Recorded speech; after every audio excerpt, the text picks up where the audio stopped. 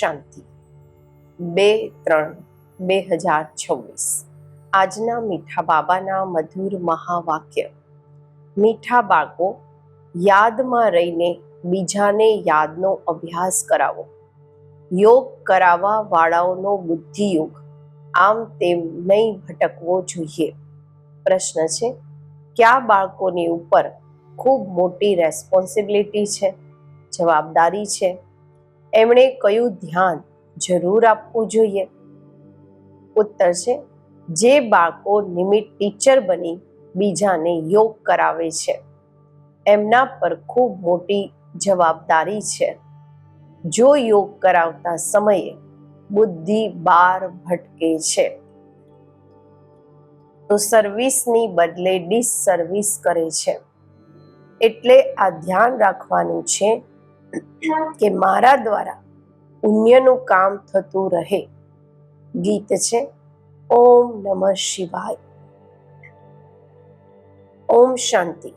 બાપ બધા બાળકોને પહેલા તો અહીંયા બેસીને લક્ષ્યમાં ટકવાના માટે દ્રષ્ટિ આપે છે કે જેમ હું શિવ બાબાની યાદમાં બેઠો છું, તમે પણ શિવ બાબાની યાદમાં બેસો.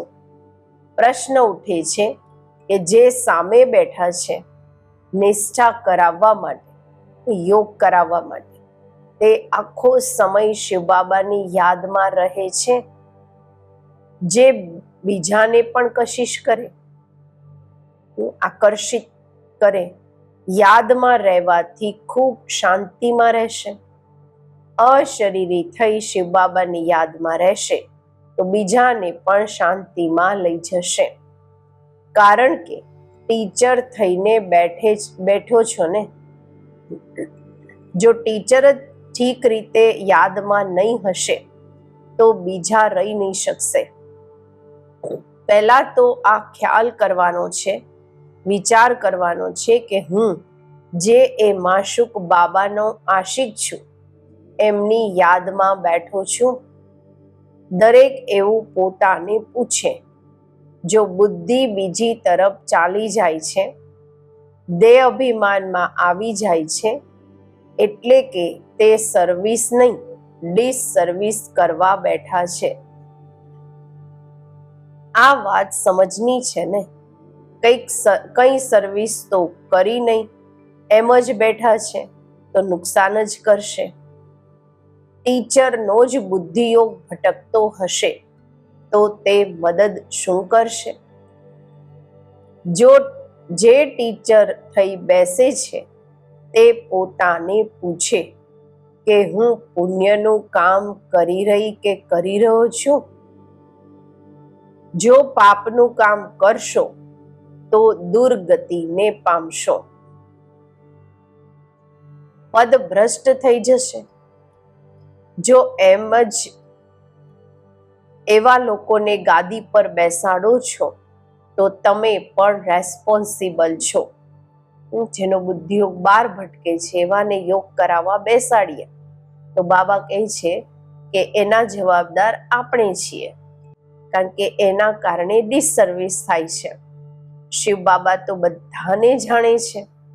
આ બાબા પણ બધાની અવસ્થાને જાણે છે. શિવ બાબા કહેશે આ ટીચર બનીને બેઠા છે અને એમનો જ બુદ્ધિયોગ તો ભટકતો રહે છે. આ શું બીજાને મદદ કરશે? તમે બ્રાહ્મણ બાળકો નિમિત્ત બન્યા છો શિવ બાબાના બનીને એમનાથી વારસો લેવા.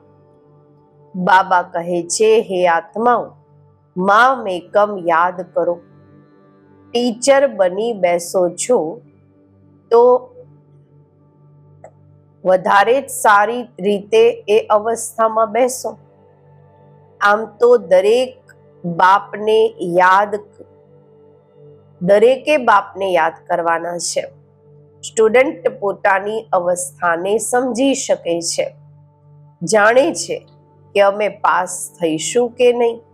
ટીચર પણ જાણે છે. જો પ્રાઇવેટ ટીચર રાખે છે એ પણ જાણે છે. એ ભણવામાં તો ખાસ કોઈ બાપની ટીચર રાખવા ઈચ્છે તો રાખી શકે છે, પેલું ભણવાનું જે હોય એમાં તો સ્પેશિયલ ટીચર ટ્યુશન રાખી શકે છે. અહીંયા જો કોઈ કહે કે અમને યોગમાં બેસાડો, નિષ્ઠામાં બેસાડો, તો બાપની યાદમાં બેસવાનું છે. બાપનું ફરમાન જ છે, મામેકમ યાદ કરો. તમે આશિક છો, ચાલતા ફરતા પોતાના માશુકને યાદ કરો. સંન્યાસી બ્રહ્મને યાદ કરે છે, સમજે છે કે અમે જઈને બ્રહ્મમાં લીન થઈશું. જે વધારે યાદ કરતા હશે એમની અવસ્થા સારી હશે. દરેકમાં કોઈને કોઈ ખૂબી તો રહે છે ને. કહે છે કે યાદની યાત્રામાં રહો. પોતાને પણ યાદમાં રહેવાનું છે. બાબાની પાસે કોઈ તો સાચા પણ છે, કોઈ ખોટા પણ છે. પોતે નિરંતર યાદમાં રહે ખૂબ મુશ્કેલ છે. કોઈ તો બાપથી બિલકુલ સાચા રહે છે. આ બાબા પણ પોતાનો અનુભવ તમને બાળકોને બતાવે છે કે થોડું પણ બુદ્ધિયોગ બાબાની યાદમાં બેસું છું પછી ભૂલી જાઉં છું, કારણ કે આમના ઉપર તો ખૂબ બોજ છે, જવાબદારીઓ છે, કેટલા અનેક બાળકો છે. તમને બાળકોને આ પણ ખબર નથી પડતી કે આ મુરલી શિવ બાબાએ ચલાવી કે બ્રહ્મા ચલાવે છે, કારણ કે બંને ભેગા છે ને. આ કહે છે કે હું પણ શિવ બાબાને યાદ કરું છું. આ બાબા પણ બાળકોને નિષ્ઠા કરાવે છે, યોગ કરાવે છે. આ બેસે છે તો જુઓ છો કેવો સન્નાટો થઈ જાય છે, અનેકોને ખેંચે છે. બાપ છે ને, કહે છે બાળકો યાદની યાત્રામાં રહો. પોતાને પણ રહેવાનું છે, માત્ર પંડિત નથી બનવાનું. યાદમાં નહીં રહેશો તો અંતમાં ફેલ થઈ જશો. બાબા મમ્માનું તો ઊંચું પદ છે, બાકી તો અત્યારે માળા નથી બની. એક પણ દાણો બનેલો કમ્પ્લીટ થયો નથી. આગળ માળા બનાવતા હતા બાળકોને લિફ્ટ આપવા માટે, મદદ કરવા માટે, પરંતુ જોવામાં આવ્યું કે માયાએ અનેકોને ઘણાને ખતમ કરી દીધા. બધો આધાર સર્વિસ પર છે. તો જે સામે યોગ કરાવવા બેઠે છે એમણે સમજવાનું છે કે હું સાચું ટીચર થઈને બેસું. નહીં તો બોલવું નહીં જોઈએ કે અમારી બુદ્ધિ અહીંયા ત્યાં ચાલી જાય છે, હું અહીંયા બેસવાના લાયક નથી. બોલવું જોઈએ, સ્વયં બોલવું જોઈએ, બતાવવું જોઈએ. એવું નહીં કે આપે જ કોઈ પણ આવીને બેસે. કોઈ છે જે મુખથી મુરલી નથી ચલાવતા, પરંતુ યાદમાં રહે છે. પરંતુ અહીંયા તો બંનેમાં તીખા તેજ જવું જોઈએ. સાજન ખૂબ લવલી છે, એમને તો ખૂબ યાદ કરવા જોઈએ. મહેનત છે આમાં, બાકી પ્રજા બનવી તો સહજ છે. દાસ દાસિયા બનવું કોઈ મોટી વાત નથી. જ્ઞાન નથી ઉઠાવી શકતા. જેમ જુઓ યજ્ઞની ભંડારી છે, બાબા કહે છે ભોજન બનાવે છે, ભોલી દાદી છે, બધાને ખૂબ ખુશ કરે છે, કોઈને દુઃખ નથી આપતી, બધા મહિમા કરે છે. તો વાહ, શિવ બાબાની ભંડારી તો નંબર 1 છે અને કોની દિલને ખુશ કરે છે. બાબા પણ બાળકોની દિલને ખુશ કરવા આવ્યા છે. બાપ કહે છે કે મને યાદ કરો અને ચક્ર બુદ્ધિમાં રાખો. હવે દરેકે પોતાનું કલ્યાણ કરવાનું છે. હડ્ડી સર્વિસ કરવી જોઈએ. તમારે ખૂબ રહેમ દિલ બનવું જોઈએ. મનુષ્ય મુક્તિ, જીવન મુક્તિના માટે ખૂબ ધક્કા ખાય છે. કોઈને પણ સદગતિની ખબર જ નથી. સમજે છે કે જ્યાંથી આવ્યા ત્યાં પાછા જવાનું છે. નાટક પણ સમજે છે, પરંતુ એના પર ચાલતા નથી. જો ક્લાસમાં ક્યાંક ક્યાંક મુસલમાન પણ આવે છે, કહે છે કે અમે અસલ દેવી દેવતા ધર્મના છીએ, પછી જઈને અમે મુસલમાન ધર્મમાં કન્વર્ટ થઈ ગયા છીએ. અમે 84 જન્મ ભોગવ્યા છે. સિંધમાં પણ 5-6 મુસલમાન આવતા હતા, અત્યારે પણ આવે છે. હવે આગળ ચાલી શકે છે કે નહીં એ તો જોઈ લઈશું, કારણ કે માયા પણ તો પરીક્ષા લે છે.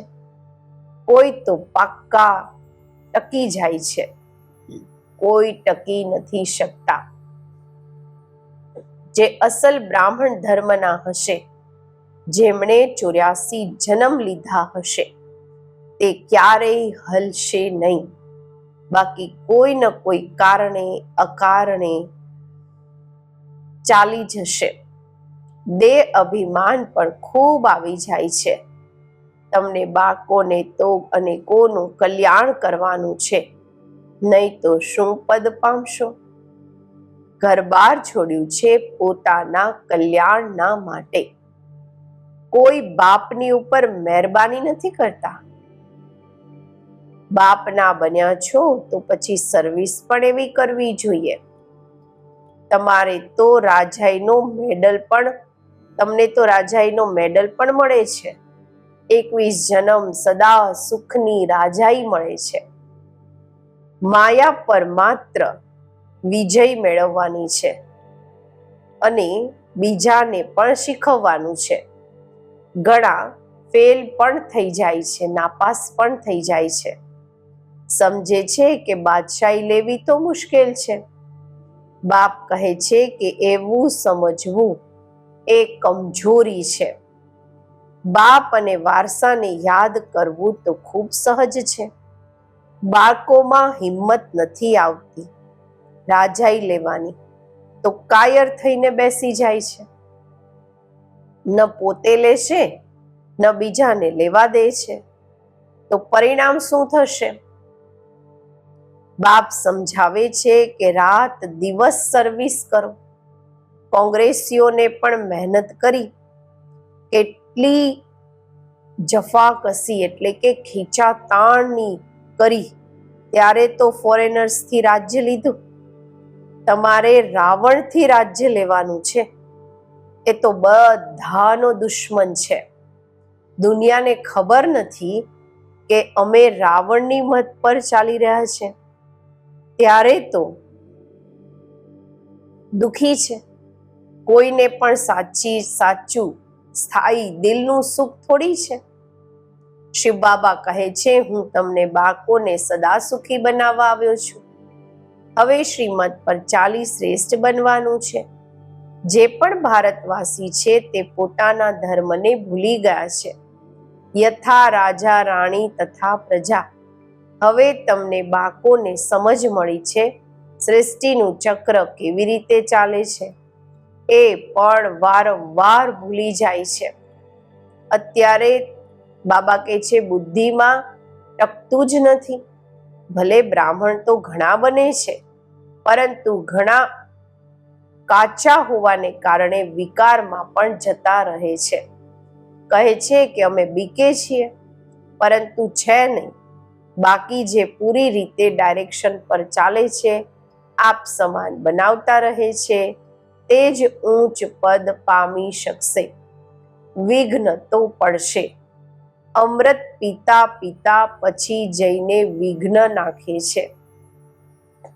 આ પણ ગાયન છે, એમનું પદ શું હશે?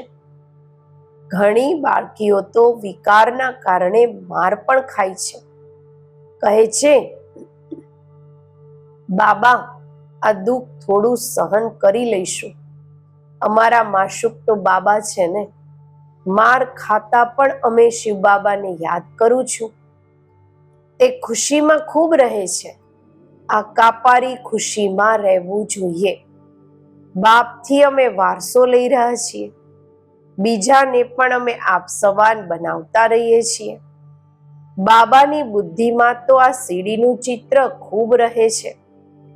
આને ખૂબ મહત્વ આપે છે. બાકો જે વિચાર સાગર મંથન કરી એવા એવા ચિત્ર બનાવે છે, તો બાબા પણ એમનો શુક્રિયા કરે છે, ધન્યવાદ કરે છે. યા તો એવું કહેશે કે બાબાએ પણ એ બાળકોને ટચ કર્યું છે. સીડી ખૂબ સારી બનાવી છે. 84 જન્મોને જાણવાથી આખા સૃષ્ટિના આદિ મધ્ય અંતને જાણી ગયા છે. આ ફર્સ્ટ ક્લાસ ચિત્ર છે. ત્રિમૂર્તિ ગોળાના ચિત્રથી પણ આમાં નોલેજ સારી છે. બાબાજી સીડીના ચિત્રને મહત્વ આપી રહ્યા છે. આ ચિત્ર ફર્સ્ટ ક્લાસ છે. અત્યારે આપણે ચડી રહ્યા છીએ, કેટલું સહજ છે. બાપ આવીને લિફ્ટ આપે છે, મદદ આપે છે. શાંતિથી બાપથી વારસો લઈ રહ્યા છીએ. સીડીનું જ્ઞાન ખૂબ સારું છે. સમજાવવાનું છે કે તમે હિન્દુ થોડી છો, તમે તો દેવી દેવતા ધર્મના છો. જો કહે કે અમે 84 જન્મ થોડી લીધા છે, અરે કેમ નથી સમજતા કે અમે 84 જન્મ લીધા છે? પછી યાદ કરો તો તમે ફરીથી પહેલા નંબરમાં આવી જશો. પોતાના કુળના હશે, આપણા કુળના હશે તો એવા પ્રશ્ન કરશે નહીં કે બધા થોડી 84 જન્મ લેશે. અરે તમે કેમ સમજતા નથી કે અમે મોડેથી આવ્યા છીએ? બાપ બધા બાળકોને કહે છે કે તમે ભારતવાસીઓએ 84 જન્મ લીધા છે. હવે ફરીથી પોતાનો વારસો લો, સ્વર્ગમાં ચાલો.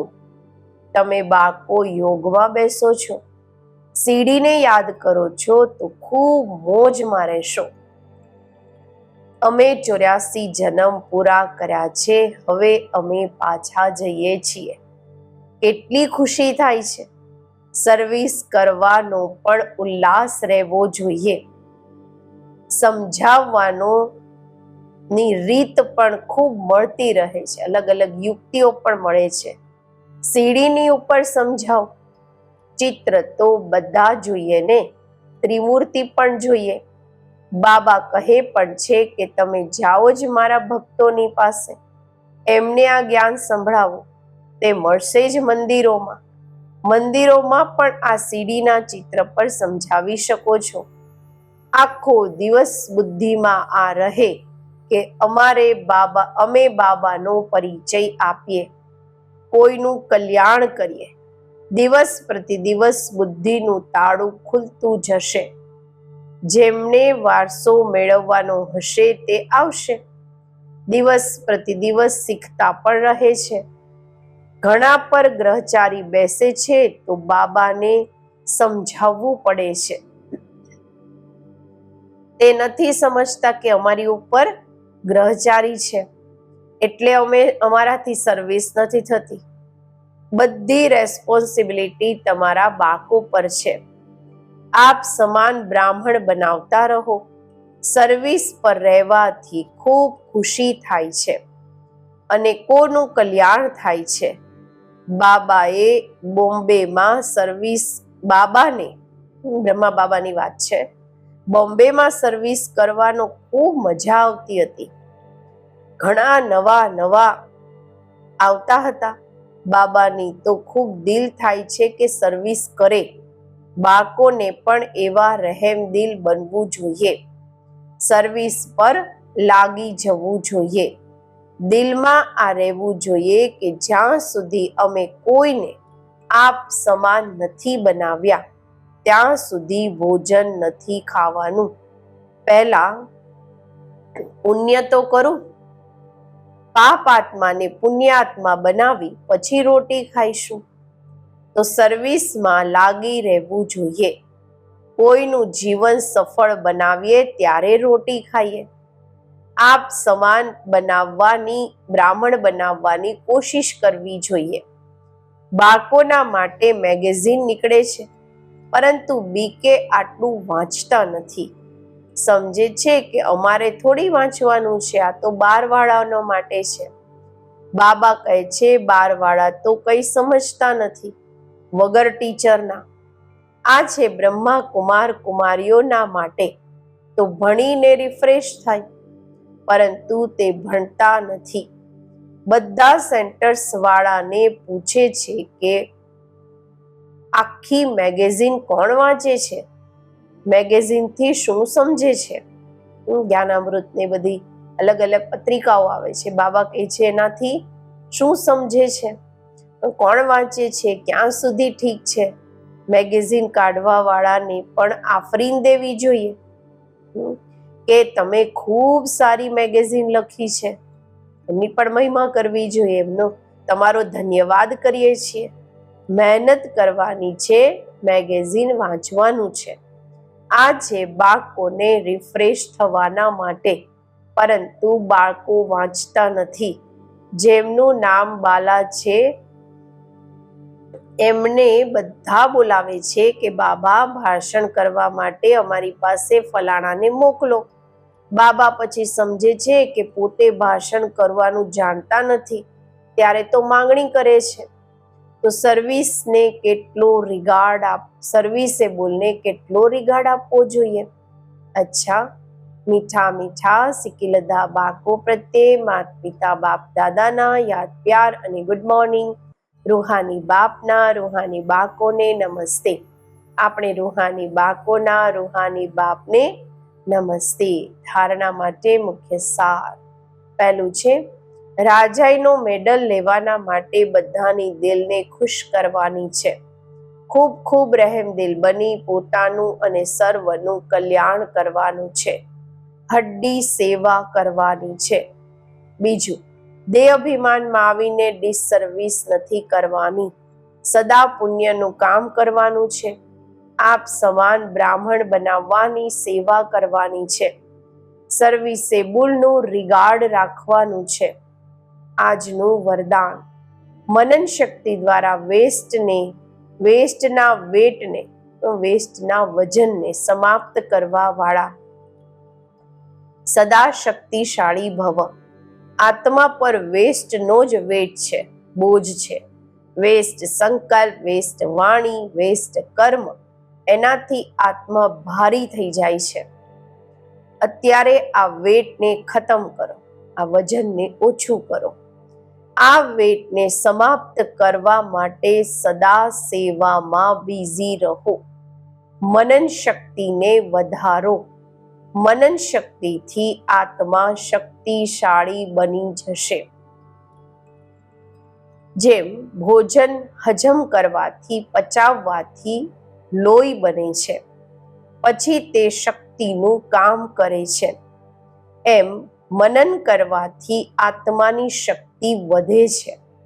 સ્લોગન છે, જે પોતાના સ્વભાવને સરળ બનાવી લે છે એમનો સમય વ્યર્થ નથી જતો. અવ્યક્ત ઇશારા.